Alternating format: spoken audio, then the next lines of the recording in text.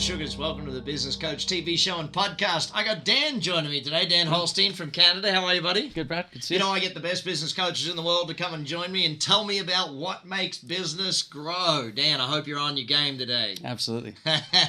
Buddy, what got you into business coaching? How did you start up? I was running a technology business. I was struggling a little bit and actually hired an ActionCOACH. Hang on, you were coached first, so you're the guy that bought the shaving company.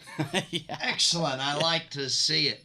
And what makes you enjoy coaching? What do you enjoy about it? The thing I enjoy the most, I think, is helping people and making sure that they can get where they want to be, helping them see the path. And they're all helpers. See, I told you this. They all love helping people. yeah. So my listeners love to find out about how you've helped businesses grow. You know, what have you actually implemented? What have they done so they can steal your ideas and use it in their business? Take them. Right? Yep. Take the ideas. Market research, we call it. So tell me about some of your favorite clients and what did you have to teach them? How did they get their results? Generally, what I find is that when people get great results, they've made a shift in their thinking. And they're going down a path, they've got momentum around what they're doing, and it may or may not be working for them, or it could be working at a better level, and it's not. It's because they're repeating the same patterns over and over. So part of what we do is find out what's not working, what needs to change, and then we make So sure hang on, let's path. go back a step. Yeah. So for me to shift, I got to change my thinking. Yep. Okay? Everyone gets that. Let's talk about someone who changed their thinking. What did they change from and to? Who's your favorite client? Can't pick one. They're all great. Oh, no, don't be diplomatic. You're on my show. You got to pick a favorite one. Who's your favorite? I'm going to say Craig. Craig. All right. What did Craig have to learn? Firstly, what business is he in? What is his previous results and new results type thing? So they're in technology services, his business, and they go do field service work. I work with a lot of field service companies. So when we first started, they were struggling on financial level because they didn't have good numbers. They didn't have a handle on what was happening in terms of their profitability. So they're repeating over and over just average sort of profits. So these guys were managing by how much money was in the bank? Yeah, pretty much. Yeah. None of my listeners do that, Dan. I bet you there's a bunch of them. So what did you have to teach him? Obviously, how to understand his numbers. Just getting into the numbers mindset, like not ignoring it, right? And not that they're ignoring, they weren't really sure what to look at. So they kept busy just doing what they were doing. And some of the business they were doing was not that profitable, so they had to keep doing it. Yeah, just because you're good at the business of the business, like, field service IT work, just because you're good at that doesn't mean you're good at running the business. Yeah. Okay, so what specifically was most important for him to change in his thinking?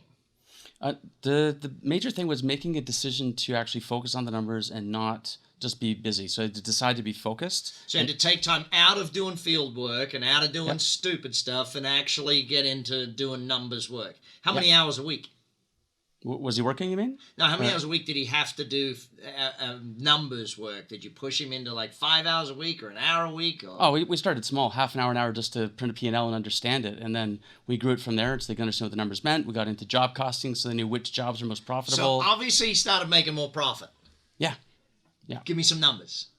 Top of my head, we grew from around $600,000 range to 1.2 mil in about 2 years. Excellent. So he doubled profit in 2 years. Fantastic. I like it. Who's another one of your favorites? Another one is Gordon.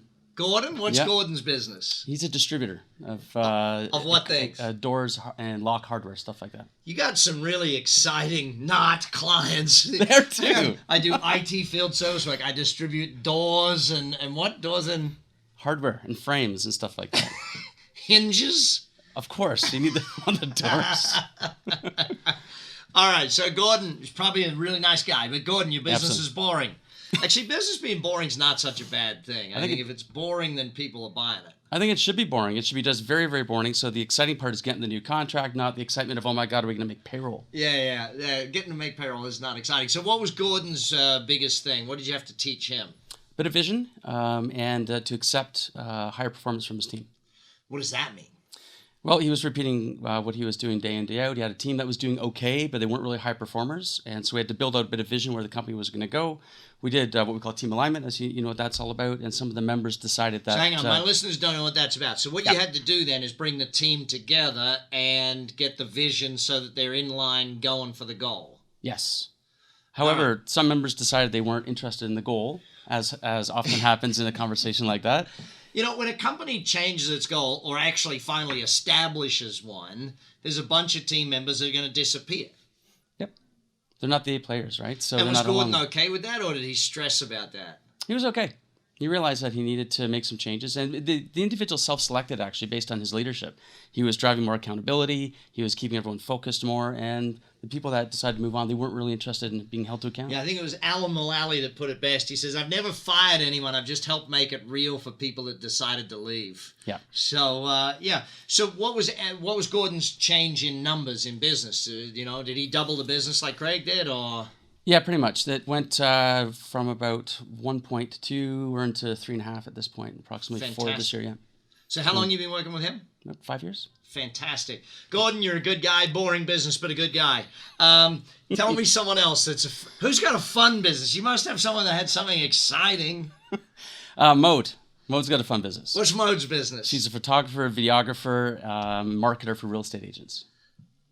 Hang on, she's selling real estate by taking photos. Still boring, Mode, still boring. I'm tough. I know I'm tough. Now, what was Mode? What did you do with her business? How much did it grow? How long have you been working with her? I worked with Mode for about 5 years, and Okay. she went from a one-person operation to about 10 staff. And Great. And obviously making a bunch more money if she can afford 10 staff. absolutely. And something that I've seen with other businesses, and I chose Mode for this example because I see this a lot. Business owners that work she used to call it the 7 to 11 shift, 7 in the morning to 11 at night. It's a bit of a Who euphemism, does but that? well, who doesn't when they're starting out, right? Crazy business owners do that. That's who does it. Well, at first they do, but then they don't realize that there's a better way. It starts so easily, right? It's like, Buddy, okay, if well, I could do 7 to 11 when I first started, I would have been amazed. I think I was 5 a.m. till midnight every dang day. So, I did it. I did it as bad as everybody else. We all made the same mistakes. And I think that, when you look back at Craig or you look at Gordon, they had to make a shift, right? And if I'm summarizing what I heard, part of their shift was becoming the boss or the owner more so than the person doing the work. yep, absolutely. You're managing the team, leading the team, as opposed to being in there. How does someone let go then? How does someone let go of being the day-to-day? Like Mode, how does she let go of being the photographer? Obviously, was she the photographer when she started, right? One-person business? Yep. So does she do any photography these days? Nope. None. She's got a How team did you to do get it. her to let go of the need to be the person doing the thing? Just- Because every business owner, you know this, right? And none of you watching or listening here have ever said this. No one can do it as good as me. I've never heard that before. And no one's as good a business coach as Dan Holstein either. You've heard it here first. I mean, True. I remember when I first started coaching, I thought no one could be as good a coach as me. Now I got coaches all over the world as good or better than me, and that means I'm successful because I've created better than me. So how did you get Mode to let go, or Gordon or Craig? Just making sure that they made a decision to put themselves first, not let the business run them. They made a decision to take the business back, own it, act like the owner, and it didn't happen overnight. It took time. Yeah. Took some working through some fears and things like that, and that's common for everybody. And over a bit of time, it started putting some systems in place so they could delegate off, train someone else to do it, and they could take each task they didn't want to do. Hang on, let's get the lesson right there. He's just rushing through this because he knows it so well, right? So hang on. To hand over the tasks, they had to, first of all, make the decision. Yep. Okay? Become the owner. Yep. Then they had to put systems in place and training in place to hand over the task. Yeah, and the thing we have to remember about the training is when you write the system the first time, it's generally crap. So you have to go through iterations of it working, not working, getting better and better, having the team execute on it, make all kinds of mistakes, and not say, I'll just do it myself because, you obviously can't handle Superhero it. complex. Yeah, you got to let it go, and you got to just let them make the mistakes. Did any of those three suffer from superhero-itis, always diving in and fixing their staff's mistakes? Maybe just a tad. Don't throw them under the bus, but did they? They're going to watch this. Say, all three of you watching this at some point in time. I know you were doing it. I know you were. Every business owner at some point has to give up superhero complex and start saying, okay, I can let my staff make the mistakes, and it won't kill the business. Yeah. And it's a lot easier to do that when you got a bit of profitability going, so you're not worried about losing a client over a mistake. What were some of the keys for Mode on recruiting good people? How did she recruit good people? Used a system a deselection process, right? Our 4-hour system. So explain to me deselection for everybody listening. I know what it is, but you got to make sure everyone knows. All right, so the typical hiring process is you put a crappy ad that looks like everybody else's. You get a bunch of people that are at home lazy on the couch applying, and you waste your time with sitting around for interviews all day long. Half the people don't show. Apply with one button. If I can apply with one button and you get a standard templated letter and a standard templated CV, you're out of here. Yeah. Worst hiring stuff there is. So the first thing on that is having job postings or marketing, right? We got to attract in the exact right person. So we had to make sure we have an avatar or a list of all the attributes, the skills, the abilities, the mindset of the ideal candidate first. Do you think that your team in the beginning understood that you're recruiting people that already have a job, or do you think they were thinking we're just looking for people that are out of work already? I don't think they thought about it. Generally I find businesses are not really sure where the person's going to come from. But I use that analogy of, you don't want to get someone that's already sitting at home on the couch. We need to have someone that's dissatisfied with where they are. Maybe it's their nasty commute, or the crappy boss, or no room for people growth. Don't leave a business, they leave a boss. We got to remember that statement. Yeah. So the marketing for it's got to touch on those points of, do you want to work for a place where there's a great team, where you get to learn, where you get to have fun, where you get to grow, where there's advancement, where there's learning? Which one of those three clients is the best at recruiting, and why? I would probably say Mode has been the best at recruiting. Not that. And what makes her great at recruiting? She just has she just won't compromise anymore.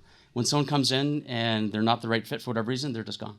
She makes a decision quickly and ethically and lets them go with dignity, but she just makes sure she won't tolerate. Fire fast. Yeah, she won't tolerate low performance. There's a reason these things become old sayings, isn't it? It's like, there's a reason this is an old saying. It's because it actually is real and it works, and it's kind of true for everyone, for anyone else. Any other great clients you can think of, and what were the lessons they had to learn? Yeah, where do I start? There's one of my clients, Scott. Actually, he won Small Business Owner at our BEF last year. And, welcome, Scott, and congratulations again. Yeah.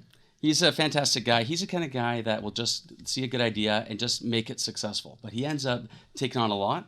Mm-hmm. And what he's done this year that has been fantastic for him, he's really made a decision to delegate and put off some of the things that he's wanted, that he's done forever, and get people in place to do it. So he's gotten himself a lot more leverage. There's a point at which a business owner has to realize, I can't do this with just energy anymore.